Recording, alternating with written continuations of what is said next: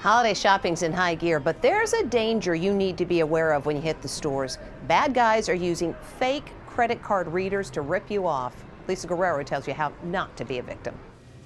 Warning for holiday shoppers everywhere. This may look like a credit card reader, but it's fake. It's hiding the real one underneath. They're called skimmer devices, and with just a single purchase, scammers can steal your card number and you won't even realize it. Cops say these two guys aren't really construction workers. They're wearing disguises to look like one. Watch as the unsuspecting store clerk is lured over to help find something while his partner installs the skimmer. Across the USA, crooks are installing the illegal devices at gas pumps and ATMs, making off with more than $1 billion a year.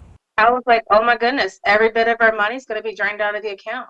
You know, we still have Christmas shopping to do. Heather Carico says in just 2 days, someone charged nearly $1,000 to her credit card after she used it at a gas station in Maryland. Cybersecurity expert Scott Schober says card skimming has skyrocketed in the last few years. How many skimmers are there out there across the country?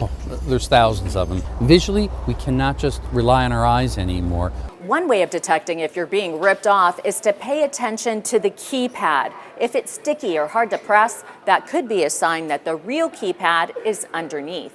But Schober says some newer skimming devices are nearly impossible to detect, like this tiny chip that can be inserted inside a card reader. So he created this device called the Scan, which is now being used by law enforcement across the country. Just a press of a button, lights up, you stick it in. If you get a green light, you know it's clear. If it lights up red and it beeps, then you know there's a skimmer inside, don't use the pump. He also offers this advice. Check your statements very frequently in case you see a transaction. It's usually a small one. Then they're going to go in and charge much more. And where you can, use cash. Cash is always safer.